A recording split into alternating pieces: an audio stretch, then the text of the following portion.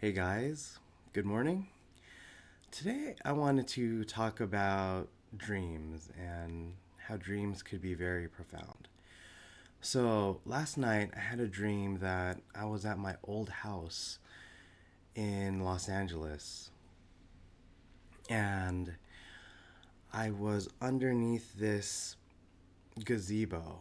And we didn't have a gazebo at our old house before, but in this dream I had a gazebo and I was laying in this bed underneath the gazebo, and it was raining really hard.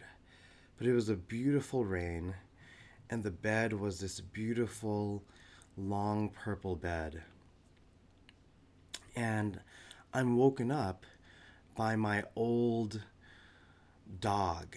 I had this dog growing up, and it was this beautiful Doberman. But at some point, somebody left the gate open and he ran away from home. And since then, I just really missed him.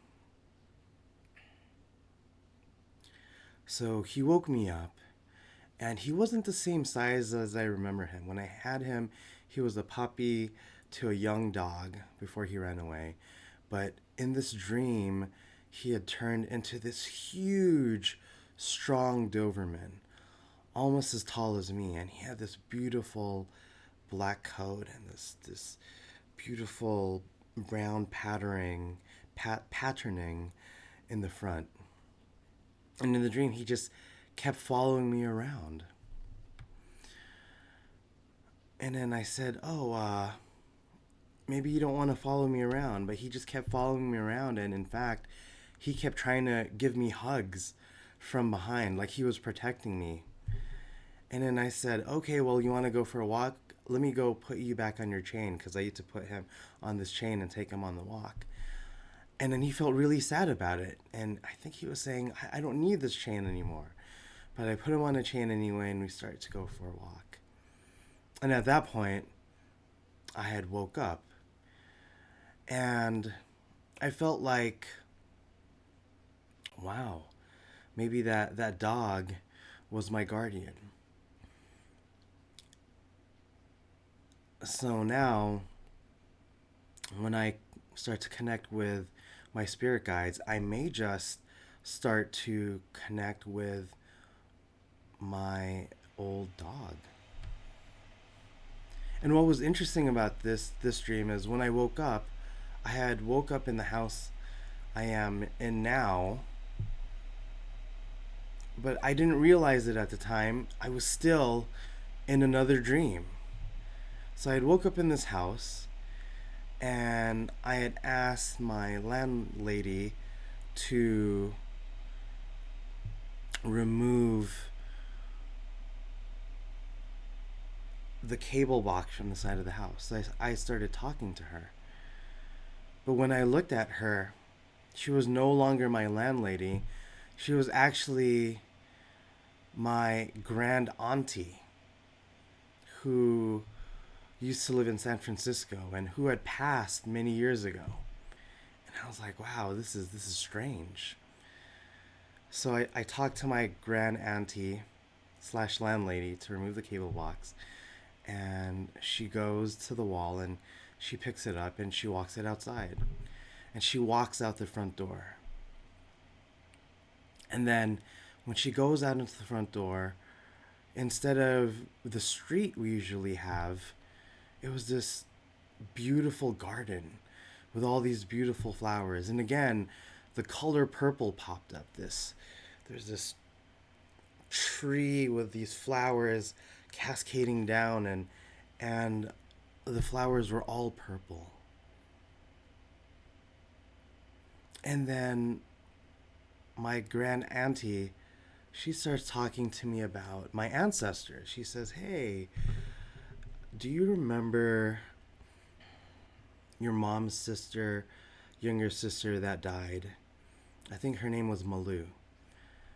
And I said, "Actually, no, her name was Lou." And in that moment when I thought about her, I could picture her clearly in my mind.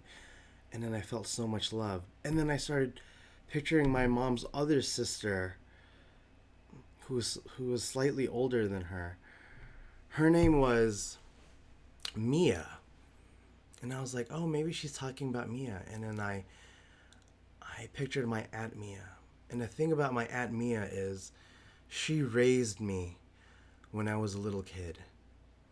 And my mom was always working. So I was essentially Aunt Mia's other child. And we had such a close relationship. And in that moment, I just felt so much love from her. And then my great aunt, Lydia, stood there in the yard, just laughing. And she started dancing and twirling around. And in that moment, I woke up. And I felt like I had woken up in my bed. And I felt my legs cramping a little bit, which sometimes happens. And I felt all this love and all this gratitude. But even in that moment, I realized I was dreaming that I had woken up in my bed and I was still in a dream. So it was this third level of dream state. It was so crazy. And then I woke up for real. My alarm went off. And now I'm here. I'm going about my day. So I think the lesson is, the universe is a beautiful place, and dreams are magical, and they can bring us signs, and they can bring us messages, especially from people that have passed. And dreams can be just very nourishing. And in that vein, I want to do just another gratitude prayer with the shamanic drum. And again, in this prayer, all we're going to do is we're going to drum and do a little bit of whistling, and we're just going to picture people that we're grateful for. It could be people that may have died, people that are still in our lives that love us. We could picture spirit, we could picture source, we could picture our guides, and we're just going to send them love and gratitude. So let's do that now. Just going to go straight into it.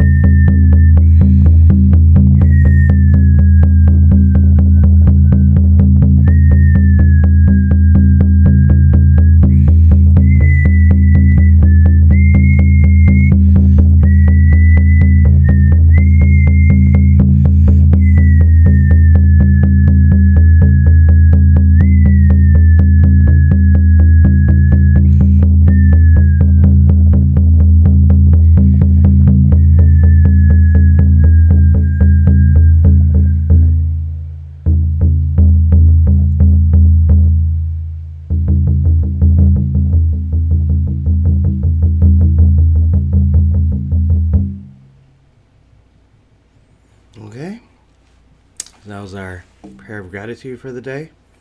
Now let's just go into our chanting and get our chakras just flowing and ready for the day. Let's get energized.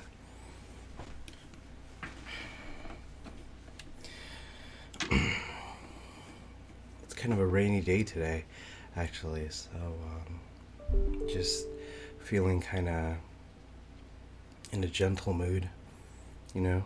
So, anyway, let's jump right into our meditation, our chakra meditation.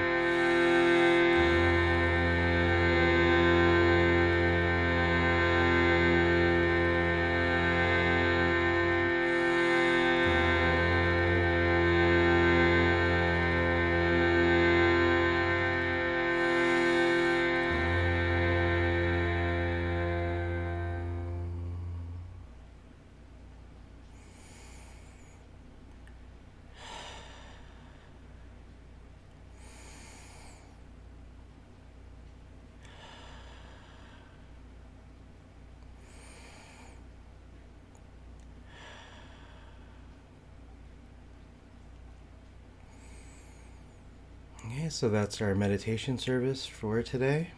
Again, I'm Rai with Rise and Shine Ascension Sanctuary Church. I hope you enjoyed this meditation service, and I hope you join us again in the future. Thank you so much. I'll see you later.